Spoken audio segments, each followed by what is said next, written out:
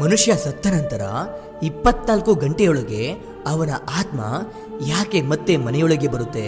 ಅದು ಮನೆಯೊಳಗೆ ಬಂದು ಏನೆಲ್ಲ ಮಾಡುತ್ತೆ?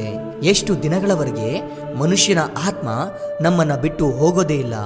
ಮತ್ತೆ ನಾವೆಲ್ಲ ತಿಳ್ಕೊಂಡಿರೋ ತರ ಮನುಷ್ಯ ಸತ್ತ ನಂತರ ಯಮದೂತರು ಅವನನ್ನ ಕರ್ಕೊಂಡು ಹೊರಟೋಗ್ತಾರೆ ಅಂತ ಅನ್ಕೊಂಡಿದ್ದಾರೆ. ಆದ್ರೆ ಮನುಷ್ಯ ಸತ್ತ ನಂತರ ಯಮದೂತರು ಆ ಆತ್ಮವನ್ನ ಸ್ವಲ್ಪ ದಿನಗಳವರೆಗೆ ಭೂಲೋಕದಲ್ಲೇ ಬಿಟ್ಟು ಹೊರಟೋಗ್ತಾರೆ. ಆಗ ಆ ಆತ್ಮಕ್ಕೆ ಯಮಲೋಕದ ದಾರಿ ಕಾಣದೆ ನಾನು ಎಲ್ಲಿಗೆ ಹೋಗ್ಬೇಕು ಅಂತ ಗೊತ್ತಾಗದೆ ಪರದಾಡ್ತಿರುತ್ತೆ. ಈ ತರ ನಮ್ಗೆ ಗೊತ್ತೇ ಇರದ ಬೆಚ್ಚಿ ಬೀಳ್ಸೋಂತ ರಹಸ್ಯಗಳ ಬಗ್ಗೆ ಇವತ್ತು ನಿಮ್ಗೆ ತಿಳಿಸ್ಕೊಡ್ತಿದ್ದೀನಿ. ಭೂಮಿಯ ಮೇಲೆ ಹುಟ್ಟಂತ ಪ್ರತಿಯೊಂದು ಜೀವಿಯೂ ಕೂಡ ಒಂದಲ್ಲ ಒಂದಿನ ಸಾಯಲೇಬೇಕು. ಅಂದ್ರೆ ಯಾವ ಜೀವಿಯೂ ಕೂಡ ಶಾಶ್ವತವಾಗಿ ಭೂಮಿಯ ಮೇಲೆ ಜೀವಿಸಿರೋದಿಲ್ಲ. ಆದ್ರೆ ಮನುಷ್ಯ ಸತ್ತ ನಂತರ ಆತ್ಮದ ವಿಷಯದಲ್ಲಿ ಏನೆಲ್ಲ ನಡೆಯುತ್ತೆ ಅಂತ ಯಾರಿಗಾದ್ರೂ ಗೊತ್ತಾ? ಆದ್ರೆ ಆತ್ಮದ ಪ್ರತಿಯೊಂದು ವಿಷಯಗಳ ಬಗ್ಗೆ ಗರುಡ ಪುರಾಣದಲ್ಲಿ ಸ್ಪಷ್ಟವಾಗಿ ತಿಳಿಸಲಾಗಿದೆ. ಹೌದು, ಗರುಡ ಪುರಾಣದಲ್ಲಿ ಹೇಳಿರೋ ಪ್ರಕಾರ ಒಬ್ಬ ಮನುಷ್ಯ ಸತ್ತ ನಂತರ ಅವನ ಆತ್ಮವನ್ನ ಕರ್ಕೊಂಡು ಹೋಗೋದಿಕ್ಕೆ ಅಂತ ಯಮದೂತರು ಬರ್ತಾರೆ. ಆಗ ಅವನ ಪಾಪ ಪುಣ್ಯಗಳನ್ನ ಲೆಕ್ಕ ಹಾಕ್ತಾರೆ. ನಂತರ ಅವನು ಸತ್ತು 24 ಗಂಟೆಗಳೊಳಗೆ ಯಮದೂತರು ಮತ್ತೆ ಅವನ ಆತ್ಮವನ್ನ ಹಿಂದಿರುಗಿ ಅವನ ಮನೆಗೆ ತಂದು ಬಿಡ್ತಾರೆ. ಹೌದು, ಯಮದೂತರು ಆ ವ್ಯಕ್ತಿಯ ಆತ್ಮವನ್ನ ಅವನ ಸಂಬಂಧಿಕರ ನಡುವೆ, ಅವನ ಮನೆಯವರ ನಡುವೆ ಬಿಟ್ಟು ಹೋಗ್ತಾರೆ. ಆ ಆತ್ಮ ಅವರ ಮನೆಯಲ್ಲಿ ತಿರುಗಾಡ್ತಿರುತ್ತೆ, ಅವರ ಮಧ್ಯೆಯೇ ಅಲೆದಾಡ್ತಿರುತ್ತೆ. ಮತ್ತೆ ಆ ಆತ್ಮ ಅವರ ಕುಟುಂಬಸ್ಥರನ್ನ, ಅವರ ಮನೆಯವರನ್ನ ಕೂಗ್ತಾ ಇರುತ್ತೆ, ಮಾತಾಡ್ತಿರುತ್ತೆ. ಆದ್ರೆ ಅದರ ಮಾತುಗಳು ಅವರ ಮನೆಯವ್ರಿಗಾಗ್ಲಿ ಅವರ ಕುಟುಂಬಸ್ಥರಿಗಾಗ್ಲಿ ಯಾರಿಗೂ ಕೂಡ ಕೇಳಿಸೋದಿಲ್ಲ. ಇದರಿಂದ ಆ ಆತ್ಮಕ್ಕೆ ಸಂಕಟವಾಗಿ ಚಿಂತಿಸುತ್ತೆ. ನಂತರ ಆ ಆತ್ಮ ಎಷ್ಟೇ ಜೋರಾಗಿ ಕೂಗಿದ್ರು, ಮಾತಾಡ್ಸೋಕೆ ಪ್ರಯತ್ನ ಪಟ್ರು ಯಾರಿಗೂ ಕೂಡ ಅದರ ಧ್ವನಿ ಕೇಳಿಸೋದೇ ಇಲ್ಲ. ಸತ್ತಿರುವಂತ ಮನುಷ್ಯನ ಆತ್ಮ ಅವನ ದೇಹಕ್ಕೆ ಮತ್ತೆ ಸೇರ್ಕೊಳ್ಳೋದಕ್ಕೆ ಪ್ರಯತ್ನ ಮಾಡುತ್ತೆ. ಆದ್ರೆ ಆ ಆತ್ಮ ಯಮದೂತರ ಬಂಧನದಲ್ಲಿ ಇರೋದ್ರಿಂದ ಅದರ ದೇಹಕ್ಕೆ ಮತ್ತೆ ಪ್ರವೇಶ ಮಾಡೋದಕ್ಕೆ ಸಾಧ್ಯವಾಗಲ್ಲ. ಇದಿಷ್ಟೇ ವಿಷಯಗಳ ಬಗ್ಗೆ ಅಷ್ಟೇ ಅಲ್ಲದೆ ಗರುಡ ಪುರಾಣದಲ್ಲಿ ಇನ್ನೂ ಅನೇಕ ರಹಸ್ಯಗಳ ಬಗ್ಗೆ ಉಲ್ಲೇಖ ಇದೆ. ಸತ್ತಿರುವಂತ ಮನುಷ್ಯನ ದೇಹದ ಎದುರು ಕುಳಿತು ಅವನ ಕುಟುಂಬಸ್ಥರು ಅಳ್ತಿರೋದನ್ನ ಕಂಡು ನನ್ನ ಮೇಲೆ ಇವರಿಗೆ ಇಷ್ಟೊಂದು ಆಸೆ ಇದೆಯಲ್ಲ ಅಂತ ಆ ಮನುಷ್ಯನ ಆತ್ಮ ಕೂಡ ದುಃಖಿಸುತ್ತೆ. ಆದ್ರೆ ಆ ಆತ್ಮಕ್ಕೆ ಅವರಿಗೋಸ್ಕರ ಏನ್ ಮಾಡೋದಕ್ಕೂ ಆಗಲ್ಲ. ತನ್ನ ಜೀವನದಲ್ಲಿ ತಾನು ಮಾಡಿದಂತ ಪಾಪ ಕರ್ಮಗಳನ್ನ, ಬೇರೆಯವ್ರಿಗೆ ತೊಂದರೆ ಕೊಟ್ಟಿದ್ದನ್ನ ನೆನಪಿಸ್ಕೊಂಡು ಆ ಆತ್ಮ ಕಣ್ಣೀರಾಕುತ್ತೆ.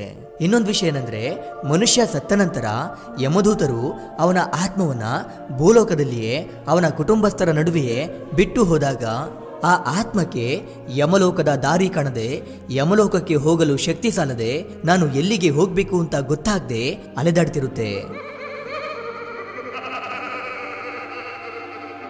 ಗರುಡ ಪುರಾಣದಲ್ಲಿ ಹೇಳಿರೋ ಪ್ರಕಾರ ಸತ್ತಿರೋಂಥ ವ್ಯಕ್ತಿಗೆ 13 ದಿನಗಳ ಕಾಲ ಪಿಂಡ ಪ್ರದಾನ ಮಾಡಲಾಗುತ್ತೆ.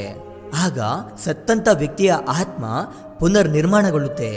ಅಂದ್ರೆ 11 ಅಥವಾ 13ನೇ ದಿನ ಪುರೋಹಿತರಿಗೆ ದಾನ ಮಾಡಿ ಆತ್ಮಕ್ಕೆ ಪಿಂಡ ಪ್ರದಾನ ಮಾಡಿದ ನಂತರವಷ್ಟೇ ಆತ್ಮಕ್ಕೆ ಯಮಲೋಕದ ದಾರಿ ಕಾಣಿಸುತ್ತೆ. ಆದ್ದರಿಂದಲೇ ಗರುಡ ಪುರಾಣದಲ್ಲಿ ಏನ್ ಹೇಳಿದ್ದಾರೆ ಅಂದ್ರೆ, ಯಾವಾಗ ಒಬ್ಬ ವ್ಯಕ್ತಿ ಸತ್ತೋಗ್ತಾನೋ ಅವನ ಆತ್ಮ ಅವನ ಮನೆಯಲ್ಲಿ ಕುಟುಂಬಸ್ಥರ ನಡುವೆ ಸುತ್ತುತ್ತಲೇ ಇರುತ್ತೆ. ಆ ಆತ್ಮ ಯಮಲೋಕಕ್ಕೆ ಹೋಗಲು 1 ವರ್ಷ ಸಮಯ ಹಿಡಿಯುತ್ತೆ. ಇಲ್ಲಿ ನಾವು ಅರ್ಥ ಮಾಡ್ಕೋಬೇಕಿರುವಂತ ವಿಷಯ ಏನಂದ್ರೆ, 11 ಅಥವಾ 13 ದಿನಗಳ ಕಾಲ ನಾವು ಮಾಡುವಂತ ಪಿಂಡದಾನ ಸತ್ತಂತ ವ್ಯಕ್ತಿಯ ಆತ್ಮಕ್ಕೆ ಆಹಾರವನ್ನ ಅರ್ಪಿಸೋದಾಗಿರುತ್ತೆ. ಹಾಗಾದ್ರೆ ಯಾರೆಲ್ಲ ಸತ್ತ ಮೇಲೆ ಪಿಂಡ ಪ್ರದಾನ ಮಾಡೋದಿಲ್ವೋ ಅಂಥವರ ಪರಿಸ್ಥಿತಿ ಏನು ಅಂತ ನೀವು ಅನ್ಕೊಳ್ತಿರ್ಬೋದು. ಇದರ ಬಗ್ಗೆಯೂ ಕೂಡ ಗರುಡ ಪುರಾಣದಲ್ಲಿ ತಿಳಿಸಲಾಗಿದೆ. ಯಾರಿಗೆಲ್ಲ ಪಿಂಡ ಪ್ರದಾನ ಮಾಡಿರೋದಿಲ್ವೋ ಅಂಥವರ ಆತ್ಮವನ್ನ ಯಮದೂತರು ಬಲವಂತವಾಗಿ ಯಮಲೋಕಕ್ಕೆ ಎಳ್ಕೊಂಡು ಹೋಗ್ತಾರೆ. ಇದರಿಂದ ಆ ಆತ್ಮ ತುಂಬಾ ಕಷ್ಟವನ್ನ ಅನುಭವಿಸಬೇಕಾಗುತ್ತೆ. ಇದೇ ಕಾರಣಕ್ಕೆ ಹಿಂದೂ ಧರ್ಮದ ಪ್ರಕಾರ ಒಬ್ಬ ಮನುಷ್ಯ ಸತ್ತ ನಂತರ ಅವರಿಗೆ ಪಿಂಡ ಪ್ರದಾನ ಮಾಡಲೇಬೇಕಿರುವಂತ ನಿಯಮವಿದೆ. ಇದೆಲ್ಲವನ್ನ ಹೊರತುಪಡಿಸಿ ಗರುಡ ಪುರಾಣದಲ್ಲಿ ಅತಿ ಮುಖ್ಯವಾಗಿ ಹೇಳಿರುವಂತ ವಿಷಯ ಏನಂದ್ರೆ, ಮನುಷ್ಯ ಸತ್ತ ನಂತರ 11ನೇ ದಿನ ಅಥವಾ 13ನೇ ದಿನ ಅವನ ಕುಟುಂಬಸ್ಥರು ಪುರೋಹಿತರಿಗೆ ಮಾಡುವಂತ ಅನ್ನದಾನವನ್ನ ಕಷ್ಟ ಅಂತ ಅನ್ಕೊಂಡು, ಹೆಚ್ಚು ಹಣ ಖರ್ಚಾಯ್ತು ಅಂತ ಅನ್ಕೊಂಡು ಚಿಂತೆಯಿಂದ ಮಾಡಿದ್ದೇ ಆದ್ರೆ ಆ ಸತ್ತಂತವರ ಆತ್ಮಕ್ಕೆ ಎಂದೂ ಕೂಡ ಶಾಂತಿ ದೊರಕುವುದಿಲ್ಲ. ಇದರಿಂದ ಆತ್ಮ ತುಂಬಾ ಕಷ್ಟವನ್ನ ಅನುಭವಿಸ್ಬೇಕಾಗುತ್ತೆ. ಅಯ್ಯೋ, ನನಗೋಸ್ಕರ ನನ್ನ ಮನೆಯವರು ಒಬ್ಬರಿಗೆ ಊಟ ಹಾಕೋಕ್ಕೂ ಯೋಚನೆ ಮಾಡ್ತಿದ್ದಾರಲ್ಲ ಅಂತ ಆ ಆತ್ಮಕ್ಕೆ ತುಂಬಾ ನೋವಾಗುತ್ತೆ. ನಾನು ಒಬ್ಬಂಟಿಯಾಗೋದೆ ಅಂತ ಆ ನೋವಿನಲ್ಲೇ ಮುಳುಗಿ ಹೋಗುತ್ತೆ. ಮತ್ತೆ ಸತ್ತೋದಂಥ ವ್ಯಕ್ತಿಯ ಮನೆಯವ್ರಿಗೆ ಯಾರಾದರೂ ಬೇಜಾರು ಮಾಡಿದ್ರೆ, ನೋಯಿಸಿದ್ರೆ, ಮತ್ತೆ ಅವರ ಮನೆಯವ್ರಿಗೆ ಊಟ ಹಾಕ್ಸೋಕೆ ಬಲವಂತ ಮಾಡ್ತಿರೋ, ಅಂದ್ರೆ ಸಾವಾಗಿರುವಂಥ ಮನೆಯವ್ರಿಗೆ ಊಟ ಹಾಕ್ಸೋಕೆ ಯಾರು ಬಲವಂತ ಮಾಡ್ತಾರೋ ಅಂಥವರನ್ನ ಯಮಧರ್ಮರಾಜ ಎಂದಿಗೂ ಕ್ಷಮಿಸೋದಿಲ್ಲ. ಅವರು ಯಾವಾಗ ಸಾವನ್ನಪ್ತಾರೋ ಆಗ ಅವ್ರಿಗೆ ಅನೇಕ ಶಿಕ್ಷೆಗಳನ್ನು ಕೊಡಲಾಗುತ್ತೆ. ಇದಲ್ಲದೆ ಮತ್ತೊಂದು ವಿಷಯ ಏನಂದ್ರೆ, ಯಾವ ಮನುಷ್ಯ ಅವನ ಜೀವಿತಾವಧಿಯಲ್ಲಿ ಒಳ್ಳೆ ಕೆಲಸಗಳು, ಪುಣ್ಯ ಕಾರ್ಯಗಳು, ದಾನ ಧರ್ಮಗಳನ್ನ ಮಾಡಿ ಸಾವನ್ನಪ್ಪಿರ್ತಾನೋ ಆ ವ್ಯಕ್ತಿಯ ಆತ್ಮವನ್ನ ಯಮದೂತರು ಯಮಲೋಕಕ್ಕೆ ಕರ್ಕೊಂಡು ಹೋಗ್ಬೇಕಾದ್ರೆ ಆ ಆತ್ಮಕ್ಕೆ ದಾರಿಯಲ್ಲಿ ಯಾವ ಕಷ್ಟವನ್ನು ಕೊಡೋದಿಲ್ಲ.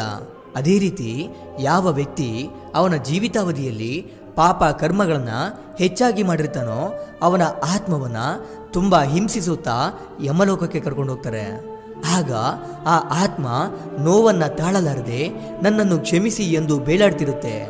ಆದರೂ ಅವರು ಮಾಡಿದ ಪಾಪಕ್ಕೆ ಶಿಕ್ಷೆಯನ್ನ ಅನುಭವಿಸಲೇಬೇಕು.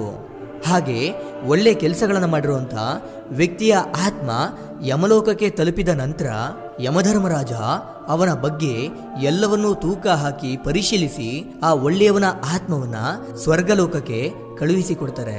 ನಂತರ ಪಾಪಕರ್ಮಗಳನ್ನು ಮಾಡಿದಂಥ ಮನುಷ್ಯನ ಆತ್ಮಕ್ಕೆ ಅನೇಕ ಶಿಕ್ಷೆಗಳನ್ನು ಕೊಟ್ಟು ನರಕಲೋಕಕ್ಕೆ ಕಳುಹಿಸಿಕೊಡ್ತಾರೆ. ಇದಿಷ್ಟು ಇವತ್ತಿನ ವಿಡಿಯೋ. ಇದರ ಬಗ್ಗೆ ನಿಮ್ಮ ಅಭಿಪ್ರಾಯ ಏನು ಅಂತ ಕಮೆಂಟ್ ಮಾಡಿ ತಿಳಿಸಿ. ಕೊನೆಗೆ ನನ್ನ ಈ ಶ್ರಮಕ್ಕೆ ನಿಮ್ಮಿಂದ ಬಯಸೋದು ಕೇವಲ ಒಂದು ಮೆಚ್ಚುಗೆನ ಮಾತ್ರ. Anyway, thank you for watching.